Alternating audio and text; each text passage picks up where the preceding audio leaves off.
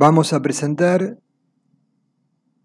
el video resumen de lo que fue la tercera clase de la cátedra de Hormigón 2 del año 2023, donde se desarrolló el tema de muros de sostenimiento. Dentro del tipo de estructuras de contención, según el comportamiento estructural, podríamos realizar una clasificación muy básica: estructuras rígidas y flexibles. Las estructuras rígidas cumplen con la función de sostener el suelo por alguna circunstancia sin cambiar de forma, y esto implica que los movimientos van a ser prácticamente tanto de giro como desplazamiento del conjunto nulos o muy reducidos. Por lo tanto, no van a aparecer deformaciones apreciables por flexión.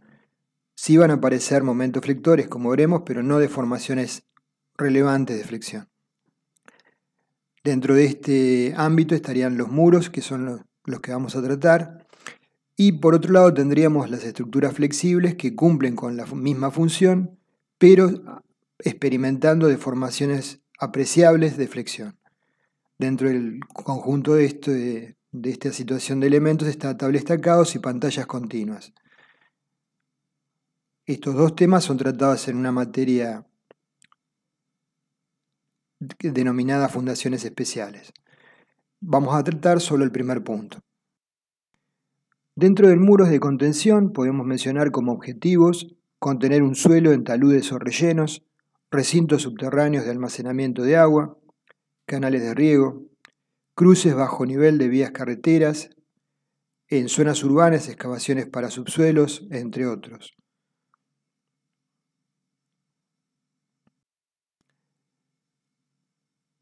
Repasando o mencionando, porque no es que vamos a repasar conceptos ya vistos en geotecnia, la falla de un muro se puede presentar por pérdida de las condiciones de equilibrio, vuelco o deslizamiento de su base, que lo vamos a tratar, pero también por fallas que tienen que ver con la geotecnia, como una cuña de deslizamiento del suelo. En ambos casos, igualmente, ambos tipos de fallas están acompañados por un movimiento descendente de la porción de suelo, en forma de cuña, ubicada en la parte posterior del muro, que se define como mencionamos.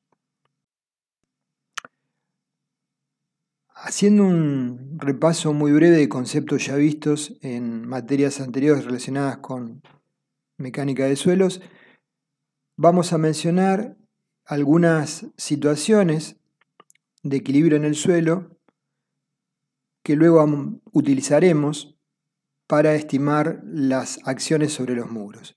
Empuje del suelo en reposo. Si tomamos un cubo del suelo como el que vemos en la figura, del interior de una masa de suelo que supongamos que es homogénea, donde gamma, la densidad del suelo, no cambia con la profundidad, a una profundidad h de la superficie del suelo, y extraemos ese cubito para restablecer el equilibrio sobre el mismo, va a haber una presión vertical sobre ambas caras, PB igual a gamma por h, y presiones horizontales, pH0, que reemplazan la masa del suelo a ambos lados.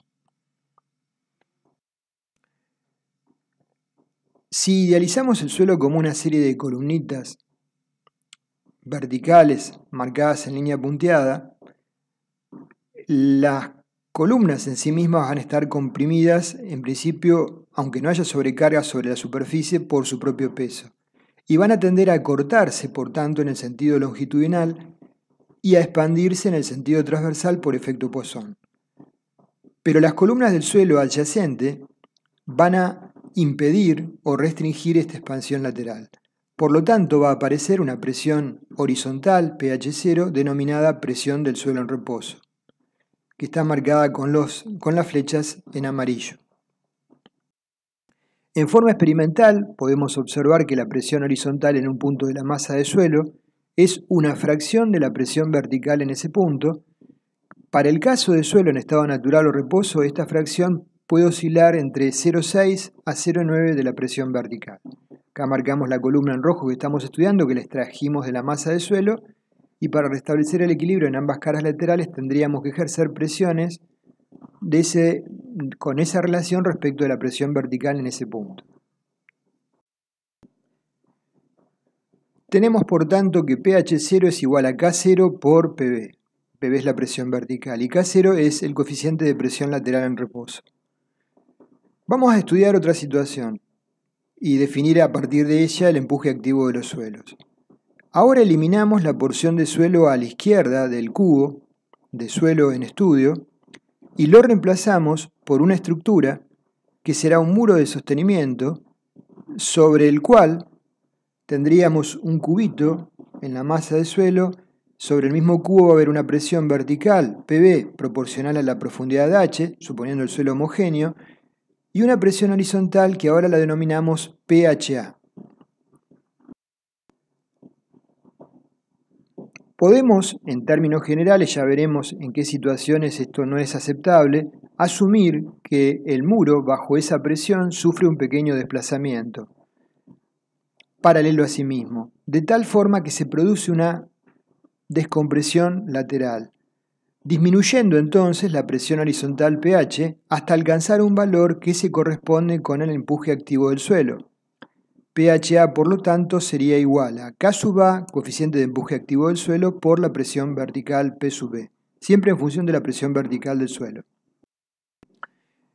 El empuje activo del suelo podemos estimarlo como una opción con la teoría de Rankine, donde recordamos que K sub A se definía como la tangente al cuadrado de 45 menos el coeficiente de fricción sobre 2, phi sobre 2. Si, por ejemplo, tuviéramos una arena, podríamos estimar phi 30 grados. Para tener una idea de rango de valores nada más, K sub A sería para el empuje activo 0,333. Abajo tenemos el valor de PA de la resultante de empujes por metro de suelo. Visualizando acá, el diagrama de empuje sería triangular, la resultante aplicada a PA y la presión horizontal máxima en la base del suelo. En función de adoptar phi igual a 30 grados, K sub A sería 0,33. Otra situación que se nos puede presentar es la que surge de una presión que ejerce el muro contra el suelo y se activa el empuje pasivo del suelo. Tenemos un cubo como el que vemos en la figura. Nuevamente tenemos en las caras verticales PB y en las caras horizontales va a aparecer una presión denominada PHP, que es el empuje pasivo del suelo. Se presenta una acción exterior que empuja el suelo hacia adentro de la masa. Por ejemplo, un muro que está anclado al terreno, se suele dar en excavaciones urbanas donde el muro está anclado al suelo. El desplazamiento comprime al suelo que se encontraba en reposo con un valor de un 60 a 90% de la presión vertical P sub B. Crece la presión hasta alcanzar la rotura del suelo, que va acompañada de una cuña de deslizamiento, como vemos, más amplia, como la de la figura, que produciría en la falla el ascenso del suelo. A este estado lo podemos denominar empuje pasivo del suelo. La relación entre las presiones horizontales y verticales adopta en tal caso la siguiente relación. PHP es K sub P por PB, y según la teoría de Rankine, la expresión de K sub P, como oportunamente se vio, es tangente al cuadrado de 45 más phi sobre 2. Para comparar, si tenemos el mismo material, la arena, con phi 30, K sub P es 3. ¿Sí? De 0,33 activo a pasivo igual a 3. Y P sub P, la resultante, la fuerza resultante sería la que podemos visualizar. El diagrama de presiones con esta conformación con su valor máximo en la base. El empuje pasivo solo se va a producir cuando el muro está apoyándose en el suelo y comprimiendo el mismo.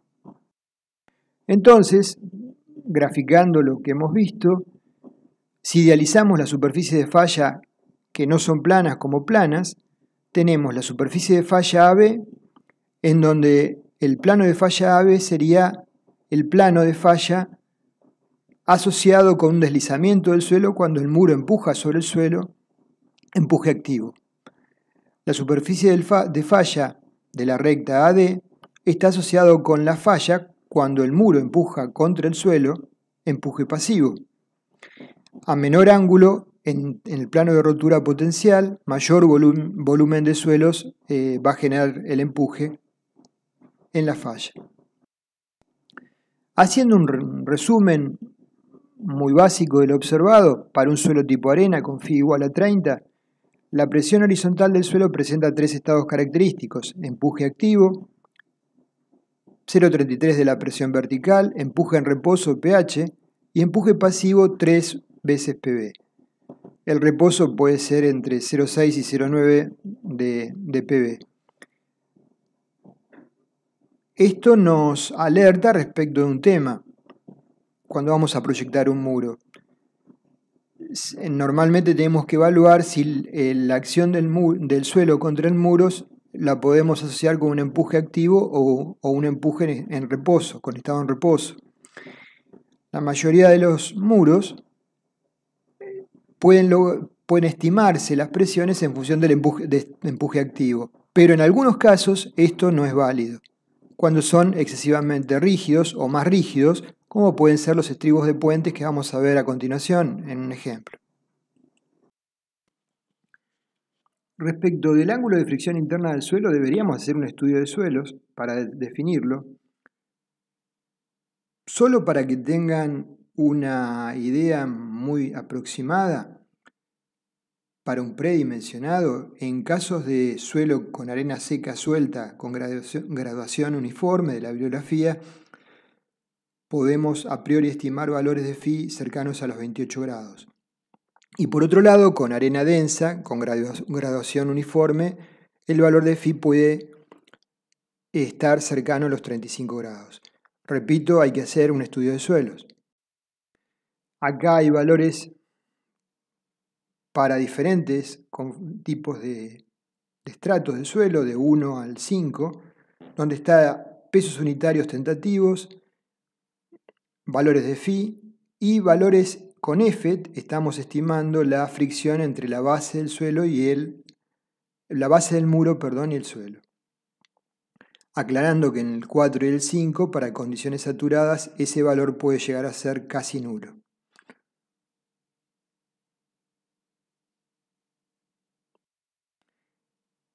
En el caso de que sobre el coronamiento del muro, en la superficie del suelo, haya una carga aplicada, una sobrecarga aplicada, puede ser una construcción existente u otra de otro origen, podemos estimar la presión sobre el muro en función de considerar que el diagrama se extiende por sobre la cota superior del terreno a una altura HS igual al cociente de la sobrecarga del relleno sobre el peso específico del suelo. Y a partir de ahí tener un diagrama de tipo trapezoidal que va a ejercer presión sobre el muro.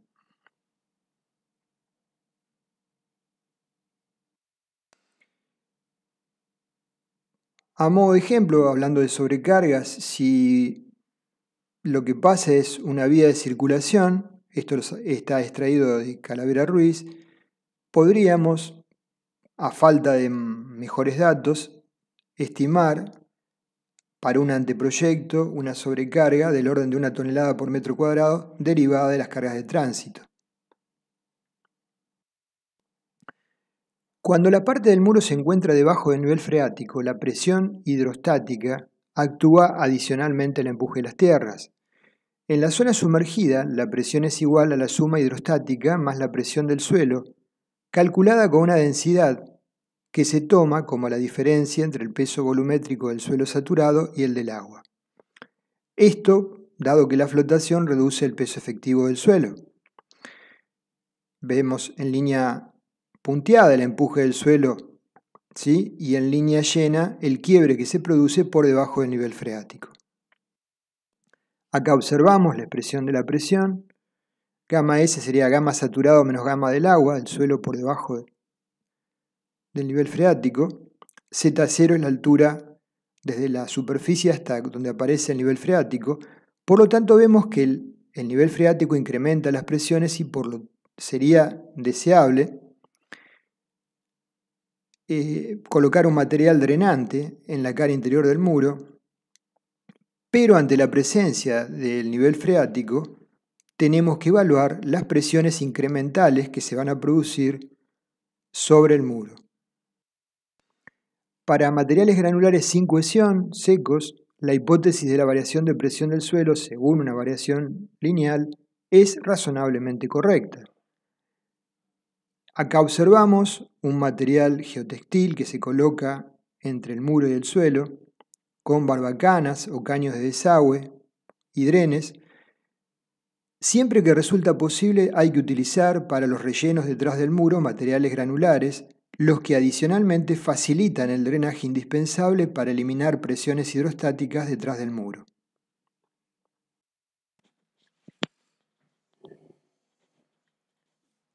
En ocasiones, si se da que bajo el estado de cargas permanentes, el empuje del suelo, el diagrama de tensiones bajo la base no es trapezoidal, sino tiende a ser triangular, vale decir, ahí existe una tensión muy elevada en el punto de giro, en la zona de punto de giro del muro. Puede ocurrir, en función de las características del suelo que esté en la zona inferior del muro, que progresivamente con el tiempo el giro inicial se vaya incrementando, perdiendo, luego de un periodo determinado, la verticalidad en un proceso que puede durar meses o años y finalmente perder la estabilidad y volcar. Los asentamientos en la puntera pueden generar, como mencionamos, importantes giros y desplazamientos diferenciales. El estudio de suelos que desarrollemos debe dar información no solo de los estratos superiores, sino también de los ubicados hasta una profundidad del orden de la altura del muro, para observar que dentro del bulbo de presiones afectado por la incidencia de la carga del muro, no se tiende a producir este fenómeno de asentamientos diferenciales a lo largo del tiempo. En general, con excepción de ciertos muros que son muy rígidos, muros de sótano impedidos de deformarse o muros de gravedad, o como he mencionado en algunos casos de estribos que están vinculados en los laterales y en el frente a la fundación, veremos que se podrá adoptar en la mayoría de los casos para el diseño del empuje activo de los suelos, que como vimos es bastante inferior al del reposo. El empleo exitoso de esta hipótesis se debe a que bajo el empuje del suelo, el muro se va a deformar en una cantidad pequeña, pero suficiente como para reducir las presiones originales del suelo del nivel de reposo al nivel de empuje activo. Esto mucho antes que se produzca el colapso del muro. Pero por supuesto, en un diseño particular hay que evaluar la validez de este criterio. ¿Sí? Esto no es una receta ni mucho menos. En cada caso que estemos desarrollando un proyecto real, habrá que evaluar si este criterio es aplicable o no. Acá vemos el colapso de un muro con contrafuertes, producto de una inadecuada evaluación justamente de los empujes. Esta es una situación de estribos que en el frente y laterales están vinculados a una base y por lo tanto el grado de deformabilidad de un elemento de este tipo es mucho menor y en este caso la validez del empuje activo es probable que no sea aceptable, ¿sí? Entonces, frente a este tipo de estructuras hay que hacer un análisis más cuidadoso y probablemente tengamos que tomar empuje de suelo en reposo. Aquí estamos observando un muro en la situación que hemos mencionado anteriormente con geotextil, drenes, caños de drenaje, puede ser de PVC que drenan hacia el exterior, que tendrán una distancia entre sí en función del estudio hidráulico y los requerimientos del especialista que nos haya asesorado en el diseño del muro, pero en términos generales pueden estar distanciados cercano a los 5 metros entre sí y puede haber una o más filas en horizontal. Otra posibilidad sería colocar un relleno de material granular sin finos sobre la pared interior del cuerpo del muro con un tubo de drenaje de modo que escurra el agua hacia ese tubo. Los rellenos en la parte posterior no son uniformes y pocas veces están secos, aún con drenajes adecuados. Durante fuertes tormentas, por otra parte, o deshielos rápidos, las presiones van a aumentar temporalmente por el movimiento del agua a través del suelo y por tanto van a incrementar la presión con respecto a la presión estimada.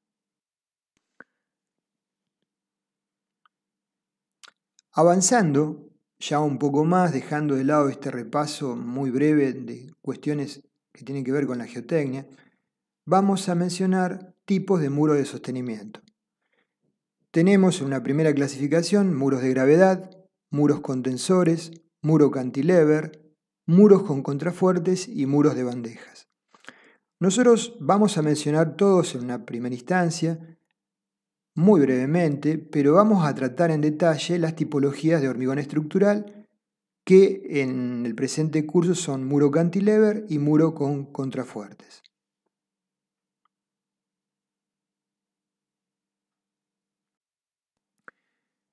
Los muros de gravedad son muros que predominantemente, no necesariamente, son de baja altura. Ya veremos fotos de estructuras reales en donde no cumplen esta condición, pero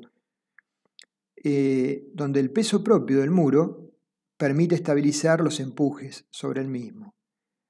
A la derecha superior tenemos el muro cantilever, que es la versión más simple de un muro de contención, donde el muro en vertical se empotra en la base, ¿sí? Y hay una puntera, un talón, un tacón y un muro vertical que sostiene el empuje del suelo. Y cuando la altura supera los 6 o 7 metros, empieza a ser probablemente económicamente mejor la opción de colocar contrafuertes, como vemos abajo, en el muro en vertical, y de tal manera optimizar el diseño, para alturas del orden de 10 metros o mayores. Respecto de la primera tipología, muros de gravedad, solo vamos a hacer un comentario muy breve. En la foto estamos observando un muro divisorio de la represa de Pichipicún-Leufú. Ustedes verán en la foto líneas horizontales. Esas líneas horizontales definen tongadas. Tongadas es la altura de hormigonado de una sola vez que permite que el calor de hidratación que se genera en el proceso de hidratación del hormigón no defina diferencias de temperatura entre el interior de la masa y el exterior que generen fisuras. También pueden observar un balde y una manga de hormigón sobre el cual se está colocando. El encofrado es un encofrado que se va ubicando en correspondencia con cada tongada, ¿sí? Trepador. La altura de tongada en este caso era del 2,50 m y estos muros llevan armadura, pero no de cálculo, sino una armadura por contracción de fragua y variaciones de temperatura. En este caso en particular, no recuerdo con precisión, pero creo que estaba en el orden de Fidel 25 con una separación cercana a los 20 centímetros en cada una de las caras. Entre una tongada y otra, tiene que pasar una cierta cantidad de días para que se disipe la temperatura del calor de hidratación y evite problemas. ¿Sí? Ya que estamos viendo diferentes módulos de muro con diferentes alturas de crecimiento de la presa que mencioné. Este dibujo está tomado de Carabela Ruiz y refleja la temperatura ambiente abajo y la temperatura sobre una esfera de hormigón en el interior de la esfera, producto del calor de hidratación. Vemos que inicialmente se coloca a 20 grados, entre 1 y 2 días llega a un pico máximo que puede estar entre 50 y 60 grados, y luego tiende a ir disminuyendo hasta que a los 5 o 6 días se iguala con la temperatura del medio ambiente. La capa de hormigón o tongada va a disipar el calor y la temperatura en su interior se igualaría con la exterior en un plazo del orden de ese tiempo. Por lo tanto, la segunda tongada debería ejecutarse no antes de los 5 o 6 días. El proceso de ejecución, en su versión más simple, sería: en A vemos el talud de suelo, en B excavado el mismo, en C ejecutado el muro y en D ejecutado el relleno del muro. Se van a originar tensiones de tracción en el muro producto del empuje de suelo, pero como lo consideramos de hormigón simple, las máximas tensiones de tracción tienen que ser reducidas para que el hormigón en estado 1 las pueda tomar. Solo como una orientación muy grosera, porque esto surgirá de un estudio y de las condiciones del pliego que establezca el diseño, las condiciones de proyecto, se podría adoptar un valor de Ft menor que 0,14 de raíz de F'C en megapascales, recordando que la resistencia a tracción del hormigón por tracción la podíamos establecer en forma aproximada como 0,33 de raíz de F'C, ¿sí? Con un coeficiente algo mayor a 2. La presión real que se produce detrás del muro es de compleja estimación, depende de una serie de variables del suelo, como el tipo de material de relleno y el grado de compactación, de la presencia o ausencia de sobrecarga sobre la superficie del mismo, del drenaje del material de relleno, también de la deformabilidad del muro, en este caso es un muro de hormigón masivo, es muy reducida. Pasando a la segunda de las tipologías, que tampoco vamos a tratar en detalle, pero vamos a mencionar, está el muro con tensores. Este tipo de muros soporta en forma total o parcial el empuje por medio de tensores adecuadamente dispuestos. Los tensores están constituidos con acero de pretensado, con altas resistencias, con una zona adherente en la cual se empotra en el suelo por atrás de la potencial cuña que marqué en rojo, una zona de anclaje contra el muro y una zona no adherente en la zona interna. Los tensores pueden diseñarse para que sean de naturaleza permanente o temporal. Acá vemos una foto de una excavación donde se está ampliando la misma, ejecutando la misma, y hay, hasta el momento de ejecución, hay 2 filas de tensores en vertical con una separación en horizontal preestablecida. La longitud de los tensores se divide en 2 tramos, una zona extrema alejada del muro, por fuera de la cuña, que oficia de anclaje y transfiere la fuerza de tracción requerida para equilibrar el empuje. Una zona próxima al muro que no tiene adherencia con el suelo, que permite elongar el tensor para lograr la fuerza de tracción requerida, ¿sí? Y contra el muro las placas de anclaje que hemos visto. Comenzaremos ahora a tratar, en realidad vamos a seguir enunciando los muros, muro cantilever con contrafuertes y con bandejas, y luego sí vamos a desarrollar las particularidades de cada uno de los muros que analizaremos. Mencionamos solamente las características. Muro cantilever, trabajan predominantemente a flexión como una ménsula. La estabilidad se logra con el peso propio de la estructura en conjunto con el peso del suelo por encima del talón posterior. El uso económico de este tipo de muros se da en general entre los 3 y los 8 metros de altura. La ménsula está empotrada en la base y trabaja por flexión y corte. Los muros con contrafuertes se utilizan cuando la altura supera los 8 o 10 metros.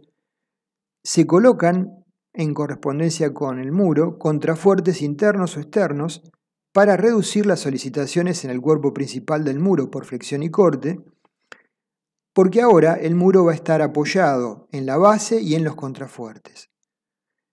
La solución más conveniente sería contrafuertes internos, en principio, dado que trabajan como grandes vigas placas con una zona activa de colaboración como cabeza comprimida de la losa del muro. En ocasiones se utilizan contrafuertes externos, como en el caso B.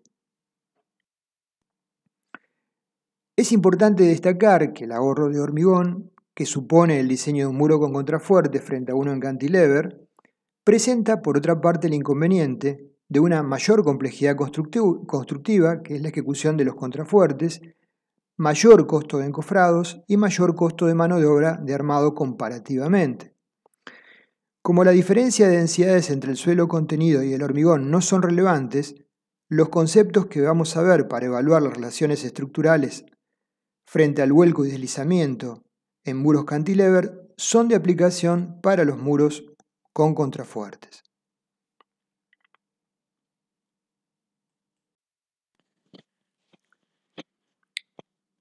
Cuando el muro presenta alturas mayores, una posible opción a analizar es el denominado muro con bandejas. Básicamente consiste en un muro tipo cantilever que se le generan ménsulas cortas sobre el cual se apoyan losas de hormigón que habitualmente son premoldeadas, denominadas bandejas.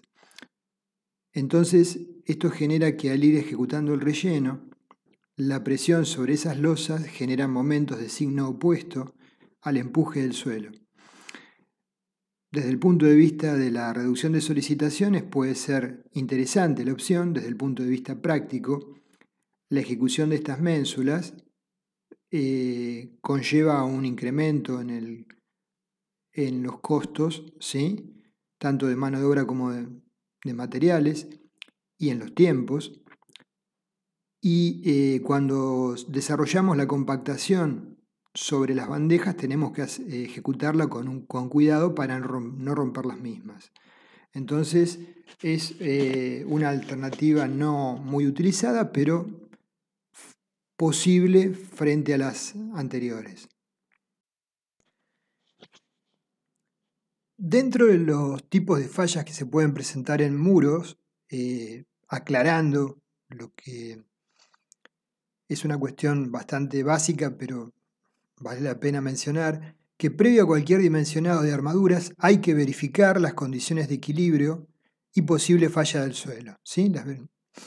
Es básico que antes de introducirnos a desarrollar cálculos numéricos y armadura en un muro dado, hayamos realizado las verificaciones de vuelco del muro, de deslizamiento del muro, de giro excesivo en el coronamiento y la verificación tensional en el suelo de apoyo del muro. Y la verificación relacionada con la geotecnia, una falla del suelo producido por una cuña de deslizamiento profunda. Dentro de las cuestiones relacionadas con el estado límite de servicio, evaluar si a lo largo de la línea de ubicación del muro pueden producirse asentamientos diferenciales importantes y también evaluar si la excavación que desarrollamos para ejecutar el muro puede generar daños en construcciones linderas por deformaciones en el mismo. Esto va fundamentalmente en las tipologías de excavaciones urbanas, que no son las que en general vamos a tratar en el desarrollo de la presente clase. Si avanzamos en el diseño, también hacer una verificación respecto de las condiciones de fisuración del muro. Ya veremos que, a modo de ejemplo, en el cantilever, las zonas más solicitadas por flexión, donde se va a producir las fisuras derivadas de la flexión, y también el corte, están ocultas a la vista. Entonces, repasando, previo al dimensionado, se verifica condiciones de equilibrio, vuelco y deslizamiento, tensiones de contacto en el suelo bajo la fundación, la posible falla de cuña de suelo profunda, geotecnia, y posibles asentamientos diferenciales en la puntera que den origen a una inclinación creciente de la cabeza del muro.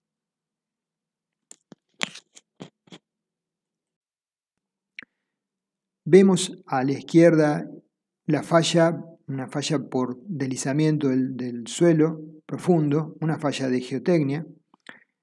A la derecha una situación que no conlleva al colapso, pero sí a posibles daños sobre, por ejemplo, si es una ruta aledaña al muro, sobre la misma, por deformaciones excesivas en el muro de alzado, problema generado para las condiciones de servicio. Comencemos entonces con la verificación al vuelco. Tenemos por un lado el momento de las fuerzas estabilizantes, que son la tapada del suelo sobre el talón posterior, el peso propio del muro y de la solera, son los momentos estabilizantes, definidos por 1, por 2, por 3, eventualmente, en el dibujo. Los momentos estabilizantes se sugiere afectarlos por un coeficiente menor a 1. En este caso proponemos un coeficiente phi igual a 0,9. En el caso particular de un diseño real habría que ver el pliego de especificaciones técnicas que requiere o el código de aplicación que es lo que especifica.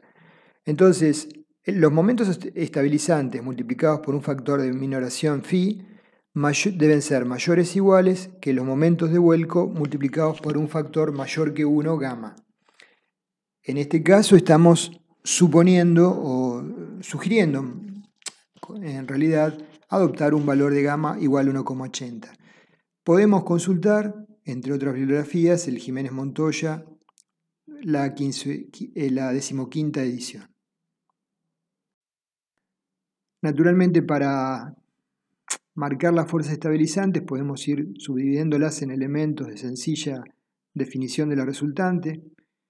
Omega 7 y 6 serían tapada de suelo, omega 1, 2, 3, 4 sería el peso del muro y omega 5 si lo queremos considerar eventualmente la tapada del talón delantero de suelo. El momento de giro lo tomamos respecto del punto delantero de la solera, el punto definido como A. Por otra parte tenemos la verificación al deslizamiento, asumiendo que existe un determinado coeficiente de roce entre el suelo y el muro mu, se debe verificar que el peso del suelo sobre el muro más el peso de la estructura del muro, omega S más omega G por mu, deben ser mayor o igual que EH, que es el empuje de suelo, por gamma, que es un coeficiente de mayoración. Sugerimos como valor mínimo 1,60, pero bueno, eventualmente acá tendríamos que consultar el pliego de especificaciones técnicas de la obra que estamos proyectando o el código de aplicación.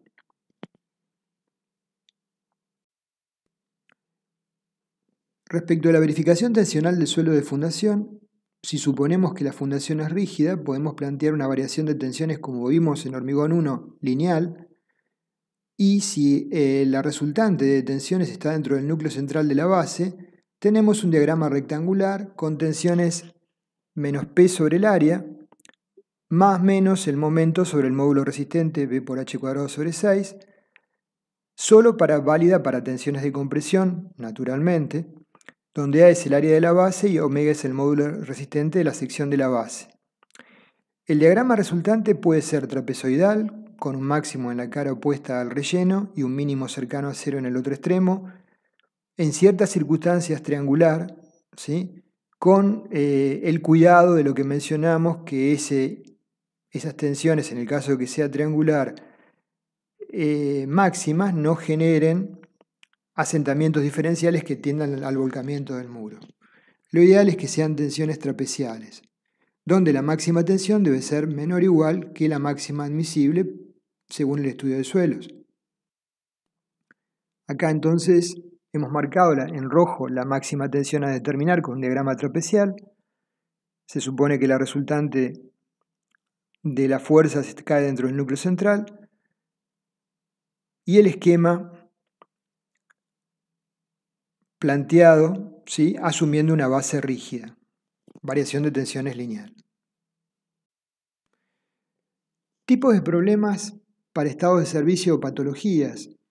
Una patología que no sería observable sería la que estamos viendo en el dibujo, cuadros de fisuras que en el muro enalzado, el muro cantilever, se van a producir en la cara contra el muro, en el nacimiento del muro, por flexión, en el talón posterior, en la cara que está tapada por el suelo por flexión, y en el talón delantero, en la cara inferior que está en contacto con el suelo por flexión.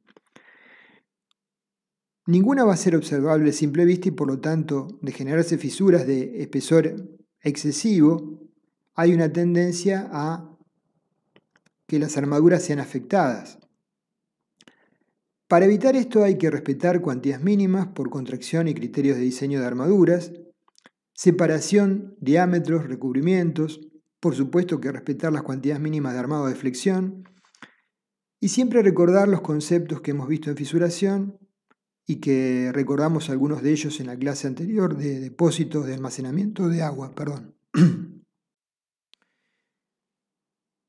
En ocasiones, las fisuras se presentan no por cargas, sino por deformaciones restringidas. Acá observamos fisuras originadas por deformaciones impuestas en muros que no han sido adecuadamente detalladas las armaduras y generan espesores de fisuras totalmente fuera de lo admitido. Se visualiza el espesor de la fisura en correspondencia con la lapicera que estamos tomando como referencia, ¿sí? Y esto es debido a una mala evaluación de estas deformaciones impuestas. Con respecto a las llamadas juntas de dilatación, la sugerencia es colocarlas con una distancia máxima no superior a 4 veces la altura del muro.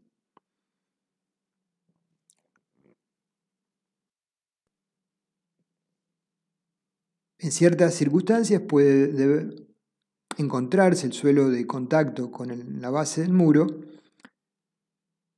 con heterogeneidades que pueden generar a lo largo del tiempo asentamientos diferenciales por la rigidez del muro. Probablemente no esté adecuadamente preparado para tolerarlos y en situaciones extremas producirse cuadros de fisuras que más que una fisura es una falla estructural como la que vemos.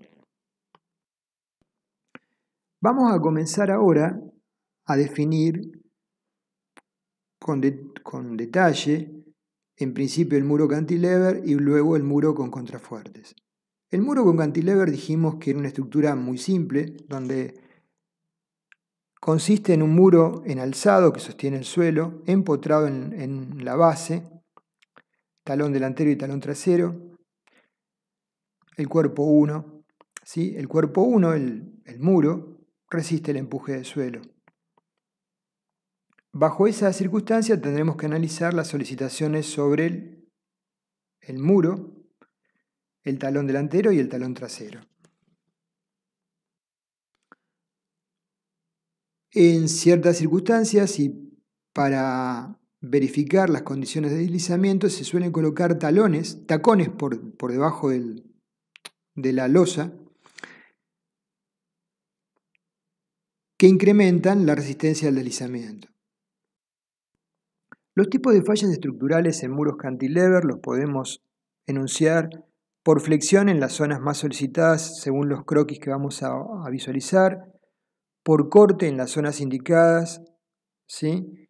Por corte directo, recordando el concepto visto de corte por fricción en la zona de juntas de hormigonado, por problemas de adherencia, longitudes de empalme insuficientes, problemas en el arranque del muro o deformaciones excesivas, entre otras.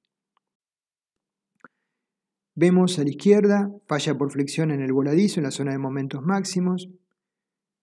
Pensemos que ese muro lo giramos hacia la izquierda y podemos suponer lo que es una ménsula sobre la cual apoya como una carga gravitatoria el suelo.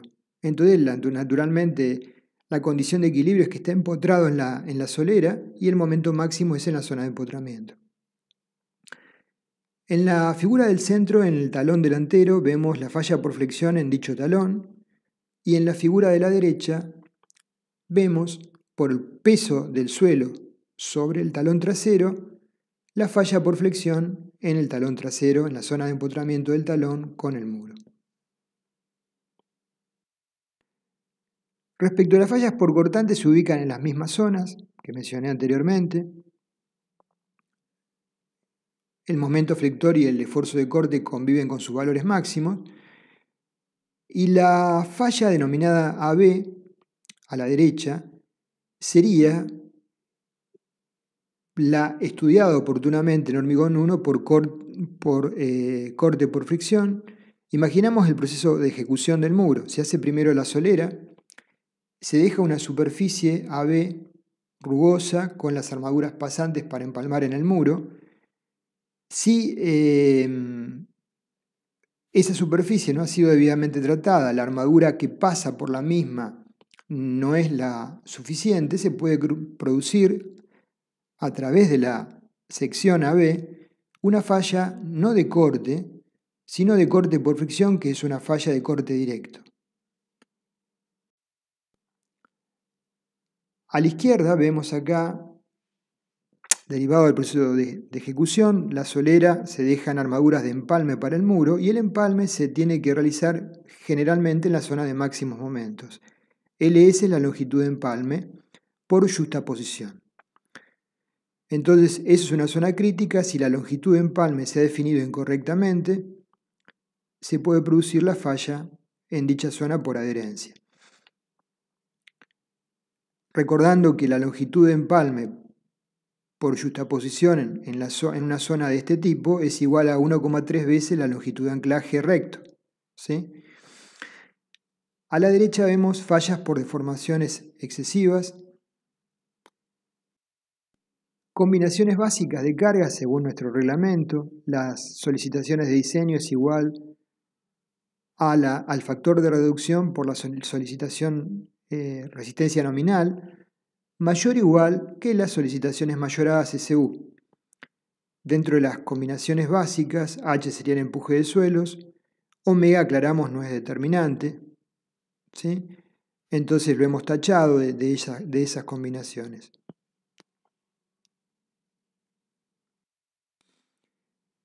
Para comenzar a trabajar en un muro de sostenimiento, en este caso el cantilever, a nivel de predimensionado podemos estimar las secciones.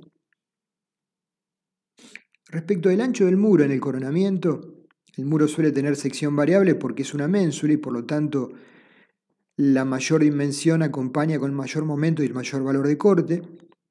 En la zona de menor espesor, usualmente no adoptamos espesores menores a 20 centímetros, entre 20 y 30 centímetros, en función de que va a haber 2 capas de armadura en cada cara, horizontal y vertical, y tiene que haber una zona interna para poder colar el hormigón adecuadamente. Y a su vez la condición de rigidez.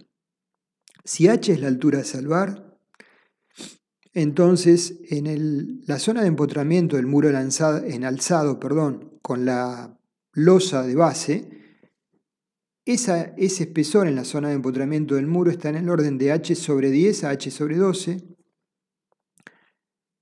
B1 llamamos la zona del talón delantero y B2 la zona del talón trasero. B1 más B2 está en el orden de 0,5 a 0,8 de H. Estas son medidas solo para hacer el primer croquis y empezar a trabajar en el anteproyecto. Respecto del espesor del muro en contacto con la solera, tratamos en la medida de lo posible que el corte sea tomado totalmente por el hormigón a través de BC.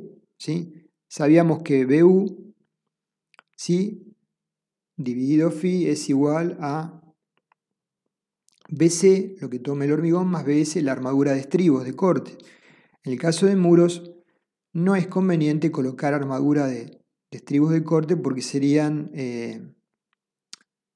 un problema desde el punto de vista económico, de mano de obra, de costos. Entonces se trata de incrementar el espesor del hormigón, en la medida que sea factible ello. Por lo tanto, Φ por BC debería ser mayor que BU. Podemos entonces analizar el muro cantilever dividiéndolo en el muro en elevación, la losa a la parte delantera y la losa a la parte trasera. Respecto al muro en elevación, es una ménsula empotrada con una carga triangular. Respecto de la losa delantera, es una ménsula empotrada con una carga ascendente, que es la reacción del suelo de abajo hacia arriba, que suponemos trapezoidal. Y respecto de la solera trasera, es una ménsula empotrada con una carga dominante descendente, el peso de la tapada del suelo de arriba hacia abajo. Y respecto del diagrama rectangular marcado en rojo, que sería la reacción del suelo en esa zona, hacemos el comentario a continuación.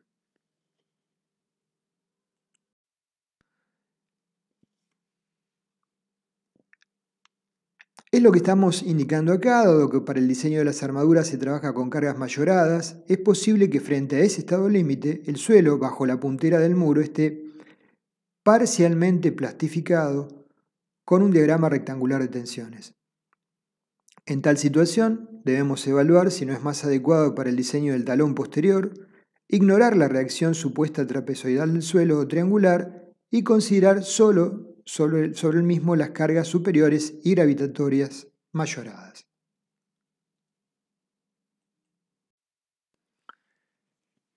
Como dijimos, por una cuestión constructiva, se hormigona la solera y se deja en espera la armadura principal, 1, que toma la tracción derivada de la flexión en el muro. La zona del empalme es muy desfavorable. Se puede pensar en desfasar empalmes, pero son armaduras de diámetros importantes, del orden de 20, 25 milímetros o 32, por lo tanto las longitudes de empalmes son importantes y dejar empalmes desfasados, ¿sí? Genera problemas desde el punto de vista de la ejecución. Son barras de diámetros importantes con una longitud que queda en espera. Una alternativa sería colocar empalmes mecánicos como manguitos prensados que permitirían dejar por encima de la losa una longitud de L1 muy reducida para proceder a enfrentar la barra restante y colocar los manguitos y ejecutar el empalme mecánico. Esa es una alternativa interesante frente a este tipo de situaciones. Entonces, tenemos las armaduras de cálculo principales definidas en rojo como 1, ¿sí? 2 y 3. Y las restantes caras tienen que ser armadas todas con la cuantía mínima definida para contracción de fragua y variaciones de temperatura, que en el caso de losa será 0,0018 dB por H, y para muros 5 más 3 será 0,025 dB por H. O consultar el reglamento o código con el cual estemos trabajando y colocar en las mismas la armadura mínima requerida por estas condiciones para controlar la fisuración en forma adecuada. Acá vemos del libro que hemos desarrollado con mi colega el ingeniero Donini, Introducción al cálculo en hormigón estructural, dentro de uno de los ejemplos desarrollados, el esquema de armado de un muro en cantilever. Se ve que la armadura en espera tiene una longitud de 2,75 metros en la cara crítica, ¿sí? Son barras de diámetro importante, naturalmente. Y bueno, el esquema de armado de las restantes caras, con un talón inferior. Respecto a ese talón inferior, acá observamos que en el caso de requerirse es conveniente que esté alineado el talón con la armadura principal de flexión de la cara del muro. Ese talón inferior va a incrementar la superficie que al tender a deslizar el muro se presenta el empuje pasivo que tiende a oponerse al mismo. En el caso de definir el talón inferior habrá que realizar el correcto diseño del mismo. Colocando la armadura requerida de flexión, de corte y de corte por fricción para que no se seccione el talón inferior respecto de la solera, ¿sí? Y prolongar la armadura dentro de la solera una longitud LB adecuada para generar el anclaje requerido de esa armadura. Comenzaremos a desarrollar la otra tipología a tratar en la presente clase de muro de sostenimiento, que sería el muro de hormigón armado con contrafuertes. Este muro tiene las características que ya el muro no resiste el empuje de suelos como una ménsula empotrada en la fundación, sino que ahora va a estar empotrado en la fundación y vinculado. Normalmente se puede considerar un empotramiento si hay continuidad en los contrafuertes que van a estar distanciados a lo largo de la longitud en una relación normalmente relacionada con la altura. Entonces las losas de muro, digo losas porque trabajarían predominantemente con cargas normales a su plano, tendrían la siguiente condición: libre en el coronamiento superior, empotrado en el coronamiento inferior y condiciones de empotramiento variables a lo largo de la altura, máximas en la zona inferior y más reducidas en la zona superior.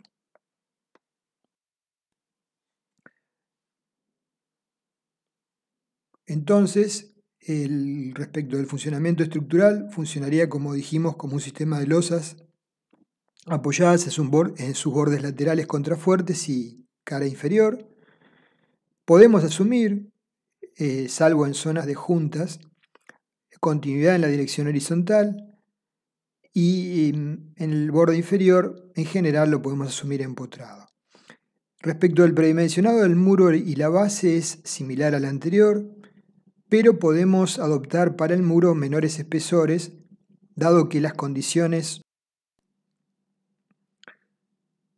esquemáticamente. Entonces observamos el muro de contrafuertes puede ser con contrafuerte interior o con contrafuerte exterior. Vemos que podríamos tomar idealmente fajitas horizontales a una cierta distancia de la base, de 1 metro de ancho, sobre la cual se ejercería una presión igual a la altura del trapecio que estaría entre puntos inferior y superior, como vigas armadas en una dirección. En la cercanía eso sería válido alejado de la zona de fondo. En la cercanía del fondo se va a producir un fenómeno que vamos a mencionar que modifica ese esquema. La losa delantera, el talón, se podría considerar como una ménsula empotrada en el muro. La losa trasera se podría considerar, como vemos en el dibujo E, como una losa empotrada en 3 de sus lados, el muro, los contrafuertes y libre en el extremo opuesto. Y la losa de muro se podría considerar empotrada en la base inferior, empotrada en ambos bordes laterales y libre en la zona superior. Respecto del esquema de armado, va a llevar armaduras, los contrafuertes en ambas caras y en el caso que sea interior el contrafuerte, una fuerte armadura en la cara externa del contrafuerte de altura variable. El muro, a su vez, llevará la armadura que surja de las solicitaciones que vamos a evaluar a continuación, pero básicamente va a ser una armadura que cubra ambas caras en la horizontal y en vertical, en algunas zonas derivadas de las solicitaciones y cuantías mínimas, y en otras derivadas de las condiciones de armado por contracción de fragua y temperatura. Si el contrafuerte es interior, va a trabajar como viga placa, con el muro como cabeza comprimida, reduciéndose la fisuración por efecto de esta compresión en el mismo muro. Habrá que definir correctamente el ancho colaborante como predimensionado. La losa de muro no debería tener un espesor menor de 25 a 30 centímetros para colocar las armaduras en ambas direcciones con el recubrimiento adecuado. La losa de fundación suele adoptarse con un espesor del orden de 1/10 a 1/12 de la altura del muro. La separación entre contrafuertes se suele adoptar entre 1/3 o 1/2 de la altura del muro. En la medida que los alejemos, cada contrafuerte tendrá que tomar una carga incidente de la presión del suelo mayor, y en horizontal las solicitaciones serán mayores. Y el espesor de los contrafuertes no debería ser menor a 25 centímetros por facilidad de hormigonado, a fin de colocar armaduras de flexión con separación adecuada entre barras y a su vez un recubrimiento que tenga que ver con las condiciones de agresividad del medio.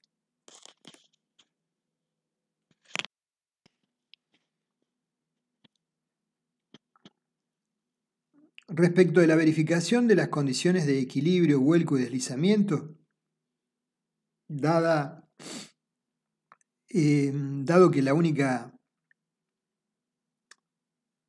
diferencia sería que existen contrafuertes dentro de lo que era la masa del suelo, ignorando la diferencia de pesos específicos, podemos hacer una verificación en los mismos términos que hicimos anteriormente para el muro cantilever. En las zonas de juntas, si colocamos dobles contrafuertes, que es una de las opciones, tendríamos que considerar que esas vigas horizontales tendrían condición de probablemente articulación sobre el contrafuerte de borde, y en los interiores podría considerarse empotrada. La ubicación de la junta afecta a las solicitaciones sobre las losas de alzado aledañas, y esas juntas en general se ubican cada 3 o 4 vanos.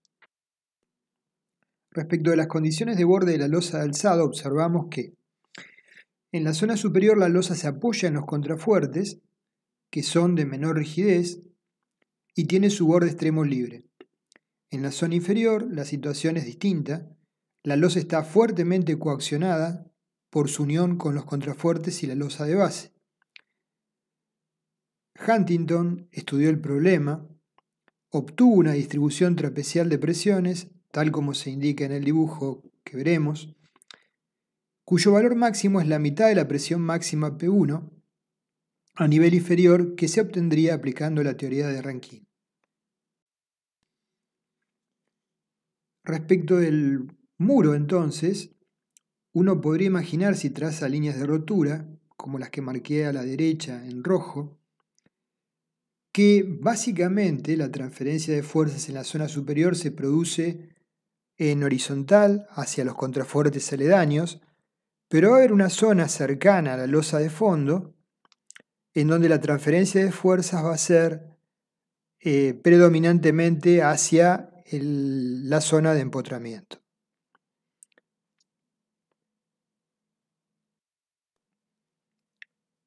Observando esto en un esquema muy simplificado sobre el muro, en líneas rojas las líneas de rotura, en verde las líneas de transferencia de fuerzas, tendríamos que contemplar en el método de análisis de las cargas sobre el muro esta posible situación de una forma simplificada y lo más precisa posible también.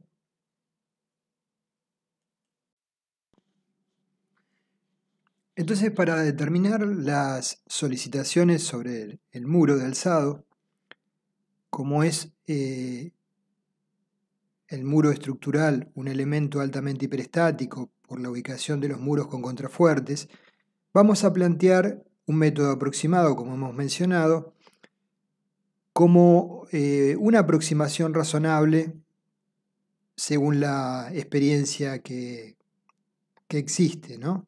Frente a otras alternativas que podrían ser modelaciones con elementos finitos o otros esquemas.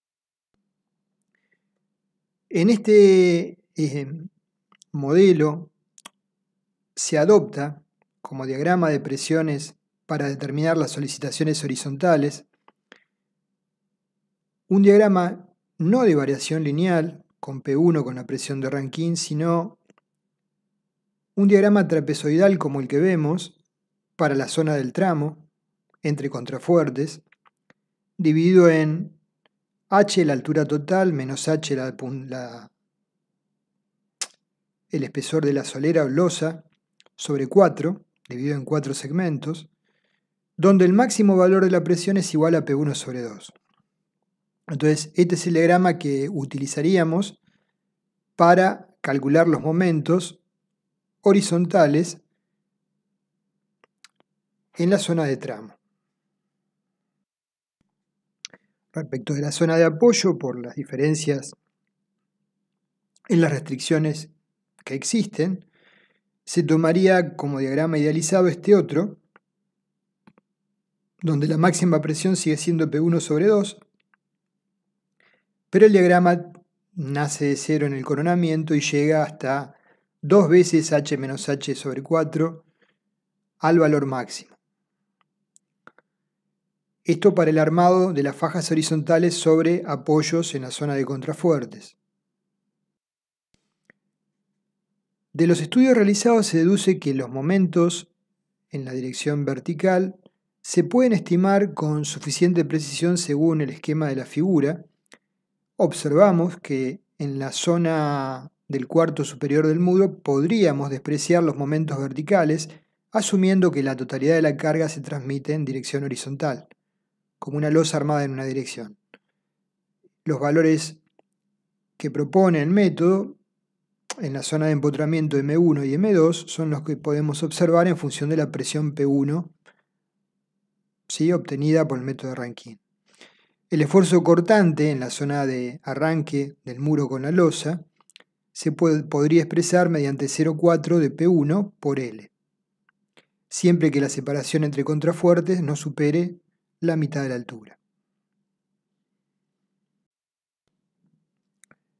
La distribución que mencionamos se presenta en la zona de momentos máximos, que se corresponde con aquella equidistante entre contrafuertes, debiendo verificar en todos los casos que la armadura asociada con M1 y con M2 sea mayor que la cuantía mínima establecida en el citado código o reglamento que utilicemos, y que a su vez supere la cuantía mínima requerida por contracción y temperatura. Con esa cuantía tendremos que armar las restantes caras que no estén solicitadas por momentos flectores, atracción. Repasando el momento M1 y el momento M2, recordando que el valor de la presión P1 es el teórico a nivel superior de la losa. El talón delantero, como dijimos, funciona como un muro emboladizo, una losa emboladizo. El talón posterior tiene condiciones más favorables porque está empotrada en los contrafuertes y en el muro. El contrafuerte es en realidad una viga emboladizo con un momento de inercia variable que toma el empuje del suelo que se aplica sobre el muro, multiplicado por el ancho, que sería la distancia entre contrafuertes.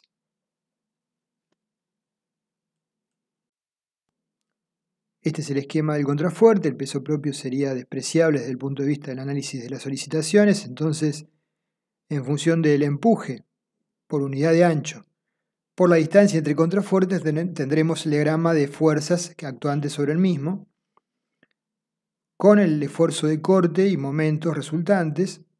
Podremos obtener en distintas secciones, 1, 2, 3 y 4, 4 es la determinante, la armadura correspondiente y verificar las condiciones de corte.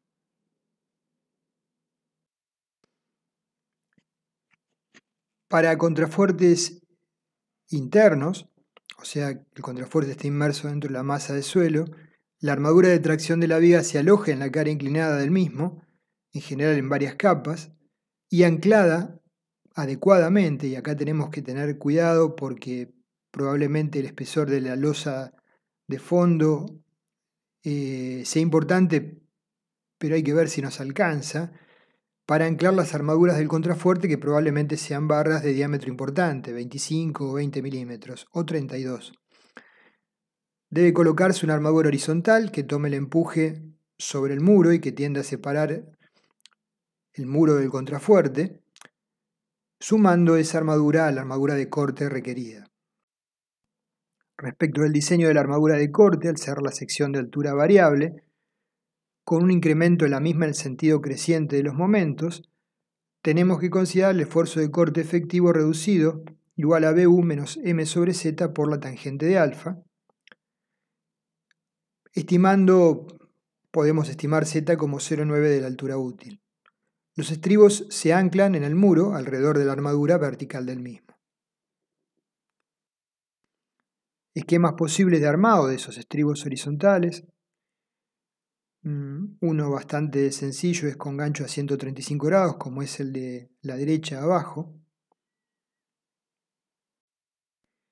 Respecto de la armadura vertical del contrafuerte, debido a la acción de las fuerzas sobre la losa talón, se requiere una armadura vertical en el mismo que tome estos esfuerzos según la figura C. El peso de la tapada de suelo en verde tiende a despegar la losa de fondo del contrafuerte. Dicha armadura tiene que envolver la armadura inferior de la losa. Entonces el esquema de armado del contrafuerte quedaría con una armadura principal en la cara del contrafuerte inclinada hacia ese interno y una armadura en forma de malla en ambas caras, como vemos en el esquema en corte de la izquierda.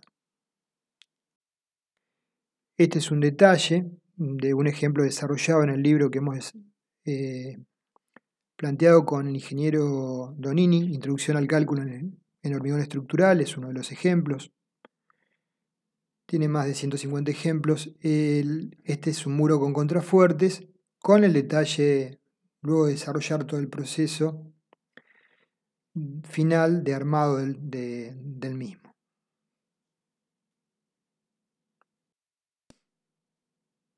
Otra vista con las caras que a su vez deben cumplir con la cantidad mínima de contracción de fragua y variación de temperatura.